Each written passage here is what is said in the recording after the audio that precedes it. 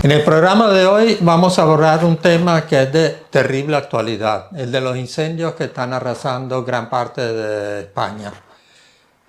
¿Qué podemos aportar de nuevo a todo lo que ya se está diciendo en los medios? Queremos hacer un análisis de lo que está ocurriendo y de lo que se puede hacer, de lo que puede hacer el ser humano para no contribuir a que esto siga ocurriendo. Para ello tenemos como de costumbre a nuestro naturalista de cabecera, Luis Miguel Domínguez. Buenos días, Luis Miguel. Hola, ¿qué tal? ¿Cómo estás? Muy bien, Sandro. Bastante quemado con este tema. Sí. Y no es un chiste fácil, es la verdad. Yo creo que la sociedad está, entre otras cosas, saturada de tanta desinformación. No digo información, digo desinformación. Este tema tiene que parar ya porque vamos a enloquecer todos, ¿no? Sí, porque además es un tema que ya llevamos más o menos en los últimos 20 años ha ocurrido, quizás no con tantos focos encendidos, con tantos incendios contemporáneos como este, pero el discurso siempre es el mismo, que no se ha prevenido, que no hay suficientes medios. ¿Cuál es la realidad? O sea, ¿podemos hacer algo para disminuir la frecuencia y la Sandro, cantidad? Para empezar, informativamente hablando. Por ejemplo, hoy agradezco este espacio, este lugar, este cónclave en el que vamos a intentar con sosiego, sin estridencias, hablar de verdad y al fondo de este tema. Cosa que no pasa en los informativos de los medios y mucho menos en las mierdas de los inframedios o pseudomedios, que son las famosas redes sociales, ¿no? Aquí con tranquilidad he de decir lo primero de todo, que informativamente está mal tratado el tema. Yo me indigno especialmente porque en todas las informaciones se nos habla del número de hectáreas que han sido calcinadas, por ejemplo. Permanentemente se habla en términos matemáticos, métricos, tantas hectáreas, igual a tantos campos de fútbol, en fin, lo de siempre. Pero nunca en esas informaciones encuentro lo que yo considero que es lo más importante. ¿Cómo empezó este incendio? ¿Cuál ha sido el motivo por el que ha empezado? Ese asunto nos llevaría a hablar de esta cuestión infinitamente, porque fíjate, Sandro, es verdad que apartando los rayos de las tormentas secas, las propias negligencias, por ejemplo, de un agricultor al quemar el rastrojo cuando no debe hacerlo, bueno, apartando este tipo de eventos, la verdad es que España se quema porque queremos que se queme. Hay alguien que quiere que se queme España. Está claro, en todo incendio hay un primer paso fundamental, que es la ignición. ¿Cómo empieza la cosa? Empieza con un mechero, con una cerilla, empieza con un acelerante, con gasolina o gasoil, o cómo empieza. Pero la verdad es que los incendios, como realmente se apagan, es no empezando. Si un incendio no empieza, no vamos a tener ningún problema. Pero los incendios empiezan, cada año empiezan. Y luego te voy a decir otra cosa, Sandro, que me pone muy nervioso. Estamos viendo hablar permanentemente de pirómanos. La palabra pirómano tiene que ver con un problema de salud mental que algunas personas tienen y que intentan ganar un cierto protagonismo, quizás si se sienten irrelevantes socialmente o si, por ejemplo, les ha abandonado su novia o su novio. Los pirómanos van a un monte y lo queman para llamar la atención. Pero no hablemos en los telediarios de pirómanos, porque ¿cuántos pirómanos hay en estos incendios? Muy pocos, por no decir ninguno. Hay que distinguir entre un pirómano y una persona a la que se le ha pagado para que queme un monte O sea, una persona, un peón de una mafia, no es un pirómano.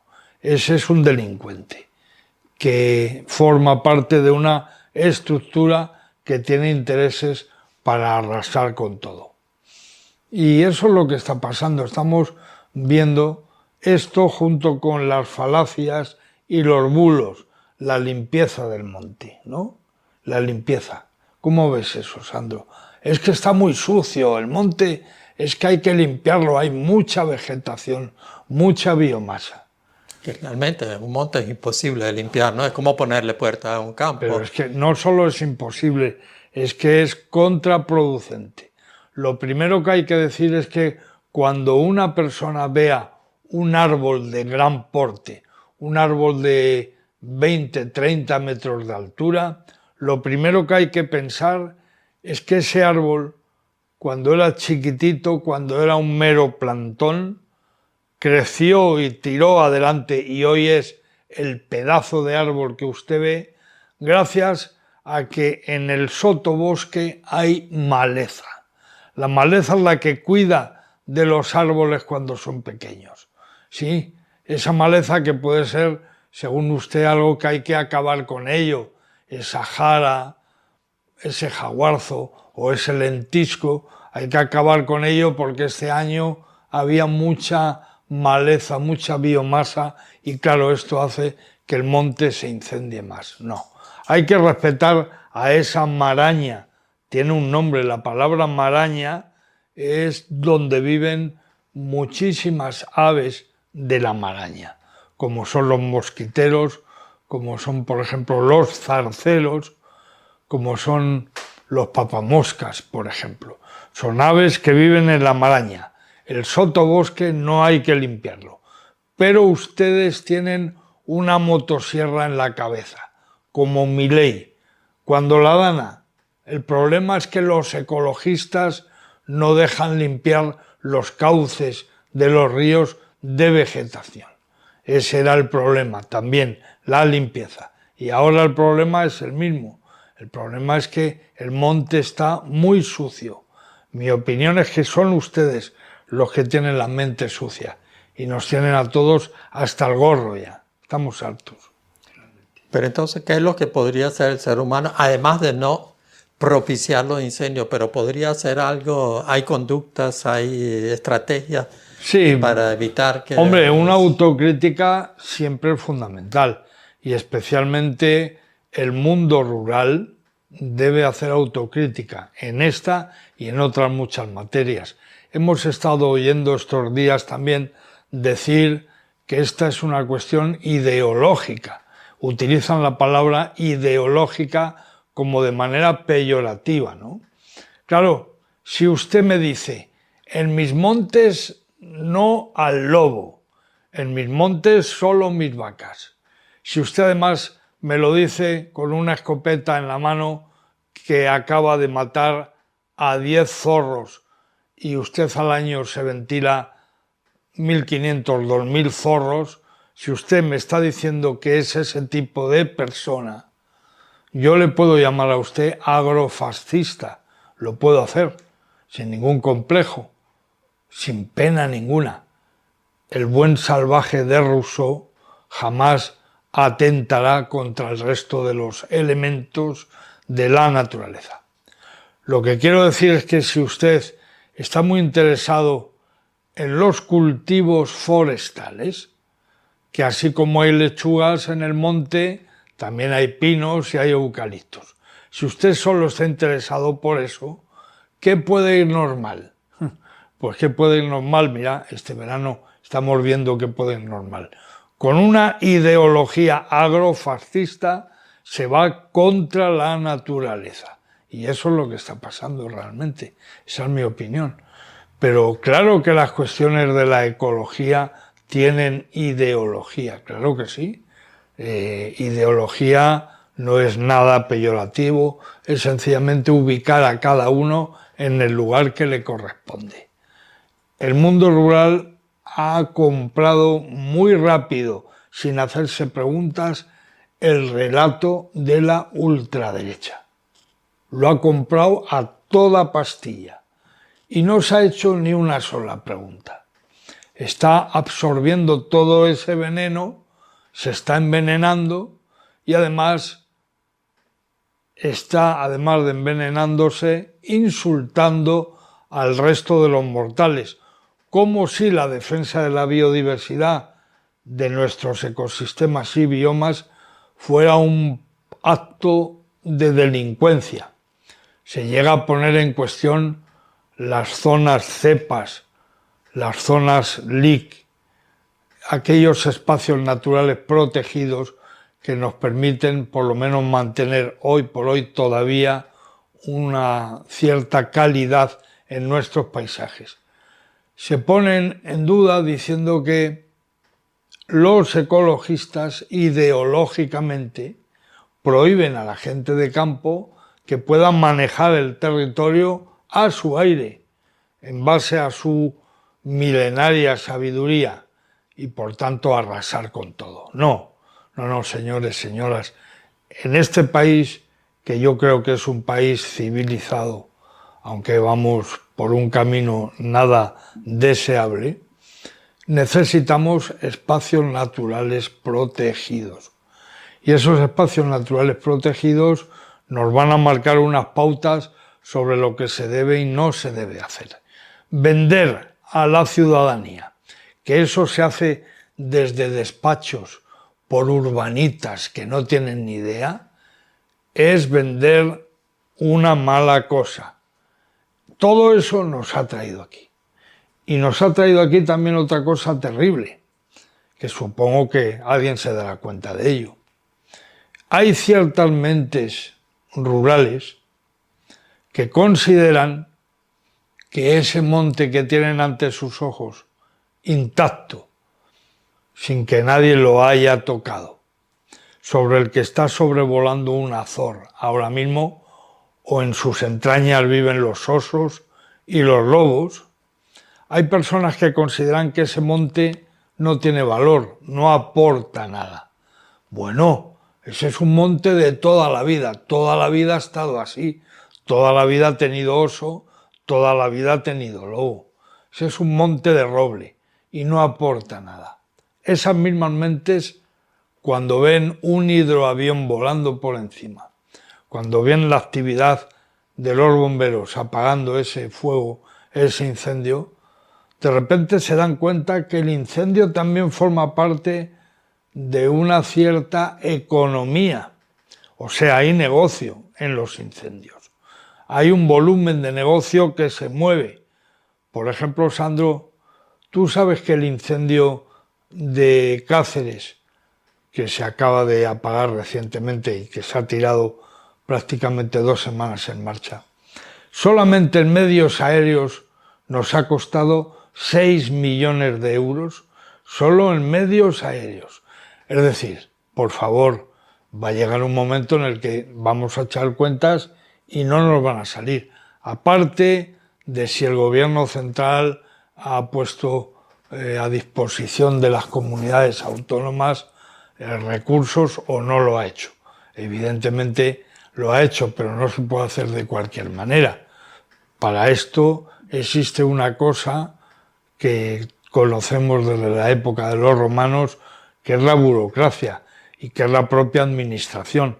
Las comunidades autónomas en un país como el nuestro existen y son necesarias, pero cada uno tiene que hacer sus deberes. Claro, si el señor Quiñones, consejero de Castilla y León, está tan preocupado en matar lobos, que está todo el día en los medios hablando del maligno, del diablo que es el lobo, el gran demonio, que es el que maltrata a la ganadería en Castilla y León, pues obviamente esta persona está tan ocupada en eso que se ha olvidado de lo forestal y del resto del ecosistema, ¿no? Con tanto centrarse en el lobo, ¿no? Sí, ahora has mencionado una especie vegetal que es maravillosa en su país de origen, que es Australia, que es el eucalipto. Claro. Pero yo tengo memoria de verdad de hace por lo menos 60 años que se está condenando que el eucalipto se siembra en lugares que no son su lugar original, porque sé que hace unos 100 años se empezó a llevar a algunos países de África donde necesitaban secar algunos pantanos, pero después se ha puesto, digamos, casi que la moda interminable de poner eucaliptos en lugares donde son contraproducentes. Ya sabes, Sandro, que con Franco vivíamos mejor y acidificábamos mejor nuestros suelos, porque no hacíamos otra cosa nada más que plantar eucaliptus donde había carballeras, donde había robles, robledales. Bueno, realmente Galicia se expone, por ejemplo, en este sentido, a un gran drama. No soy yo, son muchas las entidades que llevan avisando años que un día va a haber un incendio en Galicia que va a empezar en un sitio y va a acabar en Finisterre posiblemente y va a arrasar miles y cientos de miles de hectáreas de eucaliptus. El eucaliptus es un árbol que adora al fuego, que necesita el fuego. Y lo que han hecho los ingenieros forestales de años atrás, de décadas atrás, ha sido cambiar la foresta autóctona por otro tipo de planteamiento australiano. Pero ¿por qué porque hace poco una dirigente política cuyo nombre no quiero nombrar fue a Galicia y estaba admirada por lo hermoso que eran los bosques de eucaliptos, que a mí me parece son muy hermosos en Australia, como también son hermosos allá los koalas, los canguros, pero aquí realmente está totalmente fuera de lugar. Es una gran falacia. Galicia, por desgracia lo digo, forma parte de esa falacia. La idea del paisaje galego de Álvaro Cunqueiro o de tantos y tantos autores desapareció hace mucho tiempo. Hoy el eucaliptus es celulosa, es pasta de papel. Así lo veo yo. Tú ves un eucaliptus, te puede gustar más o menos, indudablemente es un árbol que está ahí para producir una determinada materia prima. Y no solamente el asunto es terrible porque ha habido plantaciones de eucaliptus en los años 60 y 70 del siglo XX, sino porque las está viendo en estos momentos. Pero abriremos todos los informativos del planeta cuando un día Galicia empiece a arder y no pare, porque no va a parar. Ahí sí que hablamos de incendios de sexta generación, de séptima y de octava. No hay que olvidar lo siguiente. Es muy posible que esta silla en la que estoy yo sentado, buena parte de algunos mobiliarios que ustedes tienen en sus casas, estén hechos esos muebles de conglomerado. La madera conglomerada es madera quemada, principalmente de incendios forestales. Y voy a lo siguiente. En el año 22 se quemó la Sierra de la Culebra, ¿verdad? El gran drama para muchos, claro. El gran drama de una Castilla y León que convierte la Sierra de la Culebra en un matadero para animales libres, para lobos, en una reserva regional de caza. Bueno, ese lugar, poca gente a lo mejor lo sabe, pero esto es así. Ese lugar consiguió, después de ese enorme incendio, generar un volumen de negocio de madera quemada que superó los 60 millones de euros. Hubo grandes multinacionales de la madera a nivel europeo, algunas con sede en Austria, por ejemplo, que hicieron un gran negocio con la Junta de Castilla y León, comprando la madera que se había quemado. O sea que ya es lo que nos falta. No solamente los medios aéreos, no solamente toda la movilización de personal, no solamente pagar por horas en muchos casos y a muchas entidades, sino además el incendio todavía genera economía, no riqueza, a posteriori, con esa madera quemada. De manera que con todo esto que te estoy contando es muy difícil imaginar que el año que viene no vuelva a haber incendios forestales. Por cierto, yo estaba en Portugal hace unos días. En los informativos, en Portugal, no les llaman incendios forestales, son incendios rurales. Lo dice con claridad la televisión, los medios de comunicación lusos, hablan de incendios rurales. Y me parece que es más acertado, porque no hablamos solamente de árboles, hablamos de muchas más cosas, claro. ¿Lo podemos puntualizar más, explicar bien qué sería la diferencia básica entre rural y forestal? Sí, forestal me parece a mí que es un término que demasiado cierra la cosa.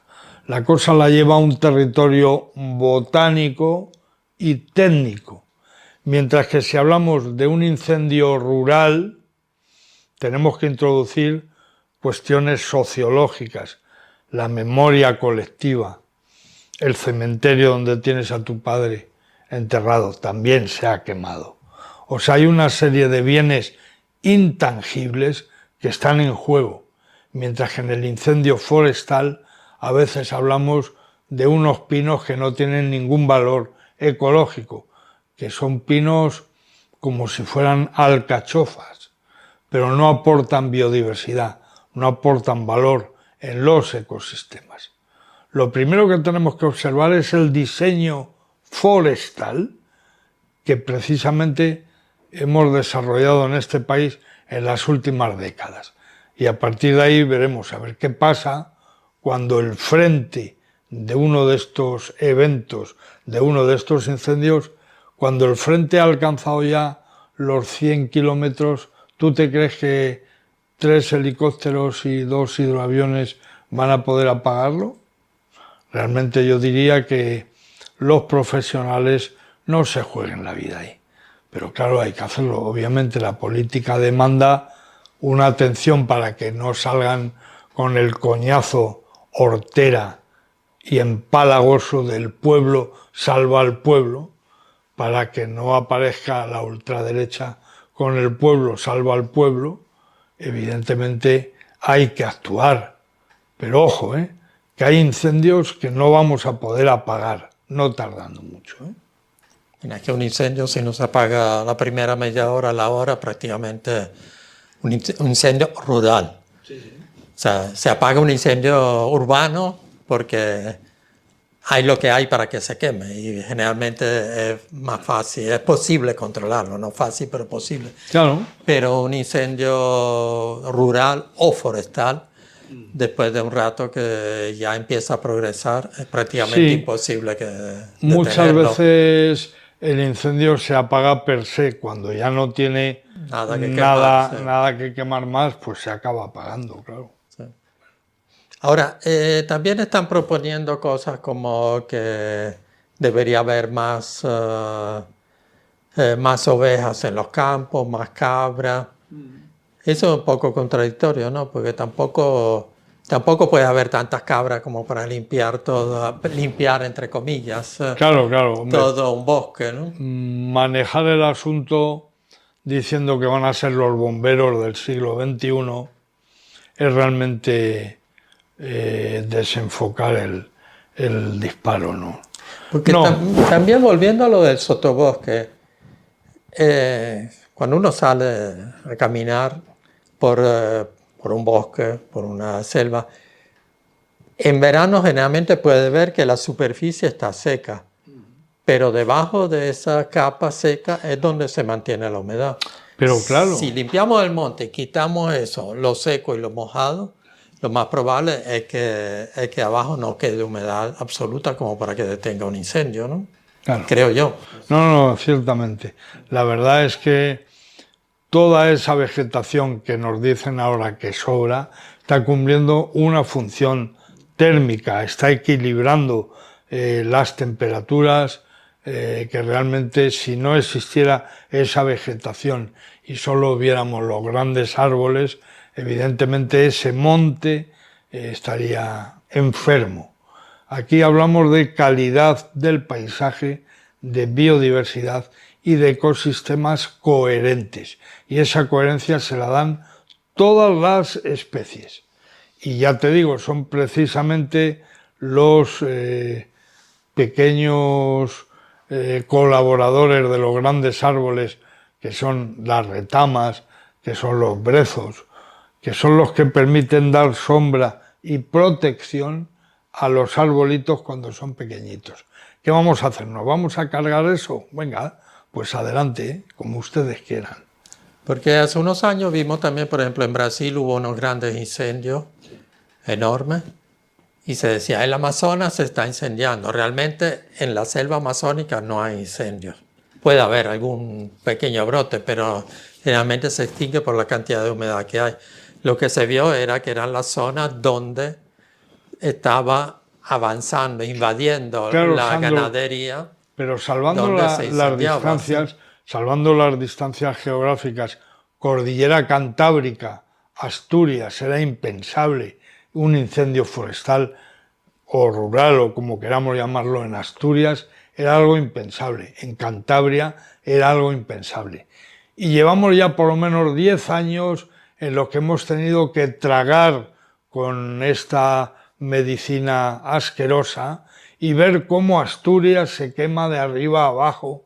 En octubre, en noviembre ha habido muchos incendios asturianos y cántabros. Esto es inadmisible porque nos está hablando de una intencionalidad. Casi siempre en el caso de estas dos localizaciones, esa eventualidad tiene que ver con la ganadería extensiva habitualmente. Como este año hemos sabido también que en el caso de Extremadura ha habido intereses cinegéticos que han tenido que ver con el incendio enorme de la Jarosa y de la Jarilla, ¿no? Ahora podemos explicar, porque la gente común no entiende, o sea, los que no son cazadores no entienden por qué un cazador va a provocar un incendio.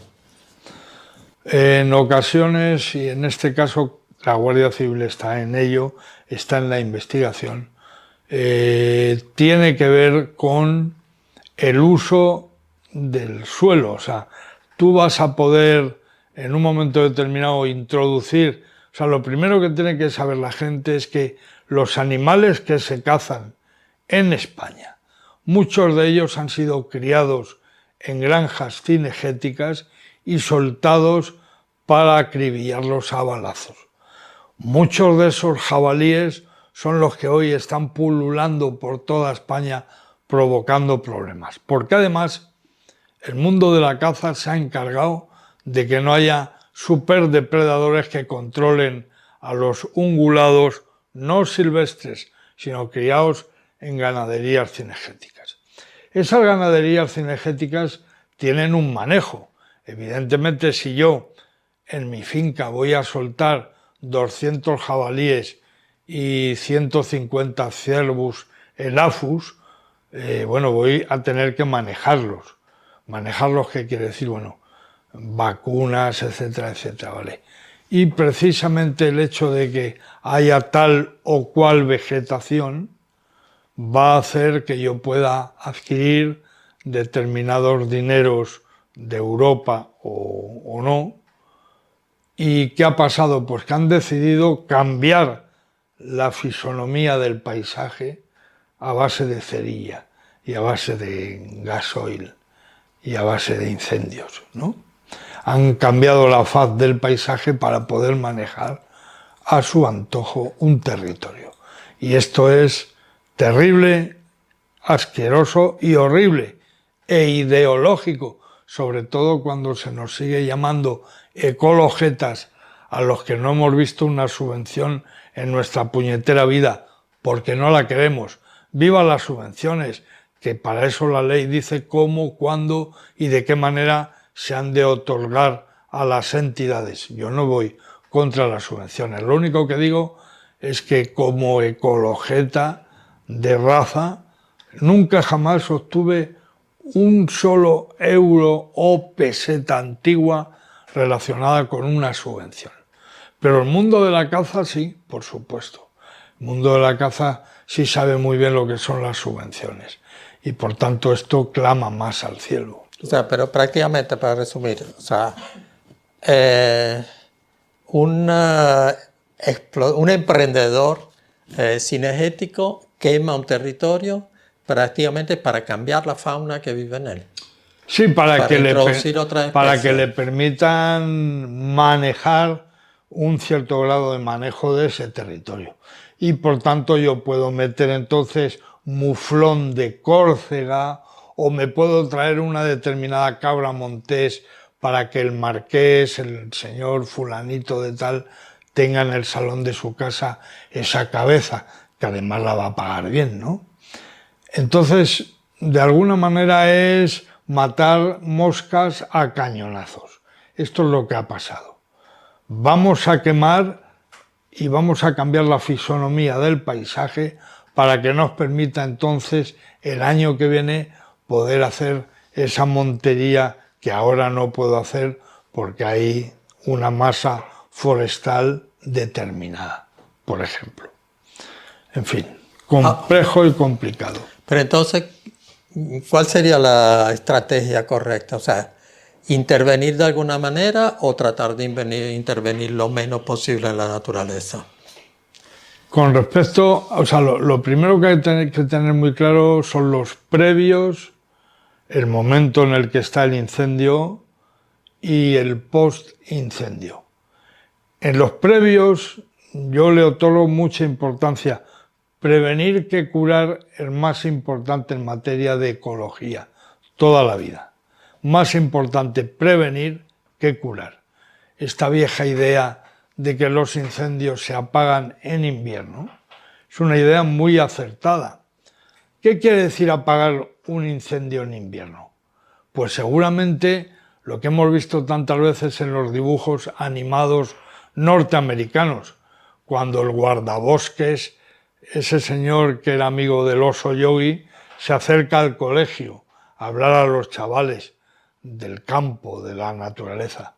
Que yo sepa, los guardabosques ibéricos no se acercan mucho a los colegios, aunque tienen dotes pedagógicas de primer orden y hay profesionales vocacionales maravillosos a los que yo abrazo y doy fuerzas si es que puedo desde aquí.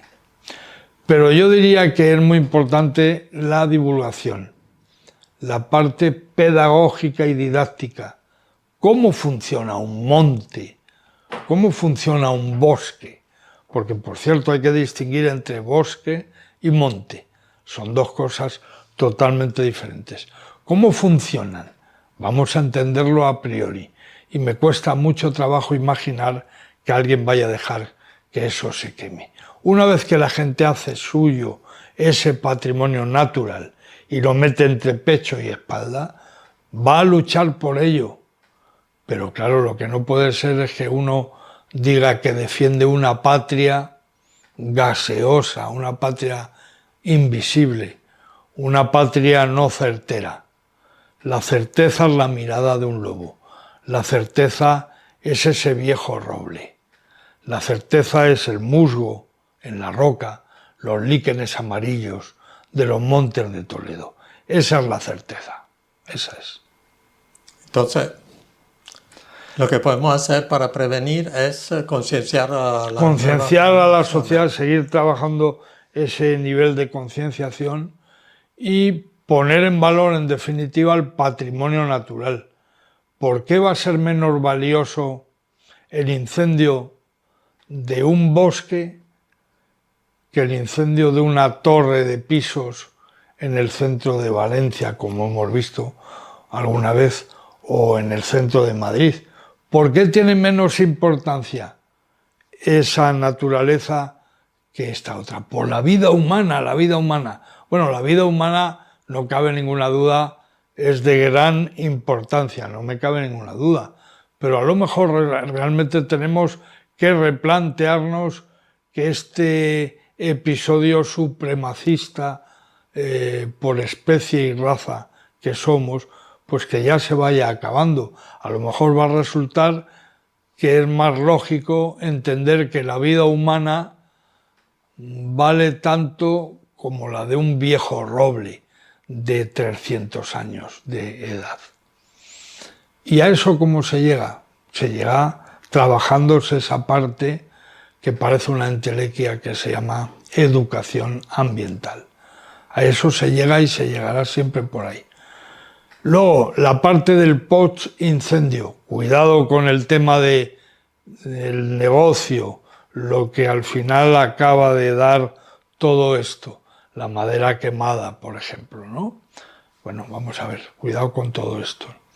Porque si al final se mueve dinero, hay una economía que se mueve en torno al fuego, bueno, habrá alguien que considerará que ese monte parado ahí, bonito y tranquilo, ese monte de toda la vida, no tiene ningún valor. En cambio, ahora que se está quemando, sí tiene valor, porque mira cómo se mueven los helicópteros, porque mira esa avioneta que ha pasado, porque mira las televisiones que nunca vienen para nada y hoy están aquí todos, ¿no? Cuidado con eso.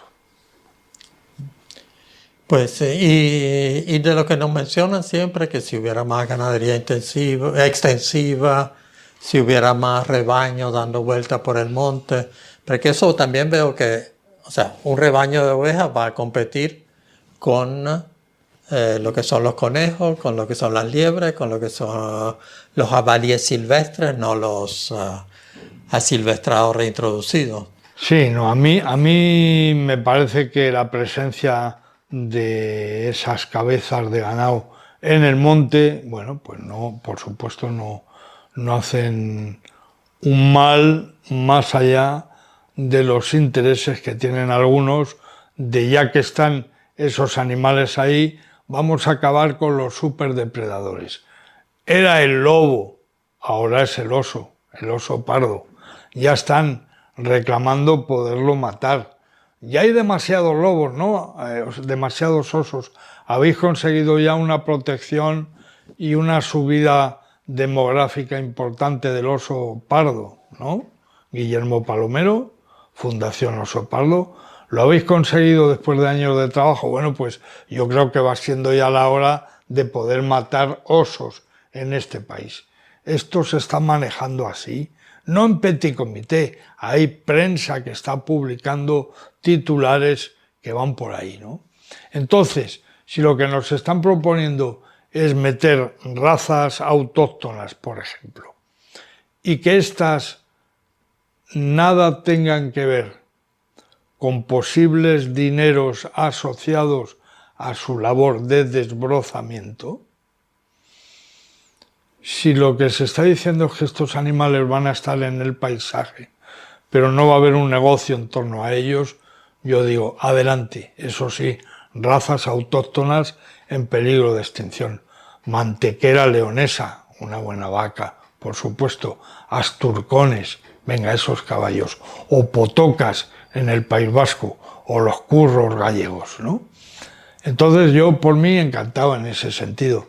Pero si lo que me van a hacer es meterme un ganado extensivo para asociar a estos animales un modelo de negocio en el que yo voy a poder reivindicar permanentemente lo irreivindicable, lo que mi abuelo nunca jamás reivindicó.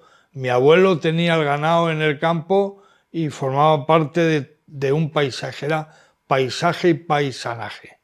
Si nos van a hacer el harakiri con negocios varios, yo digo no.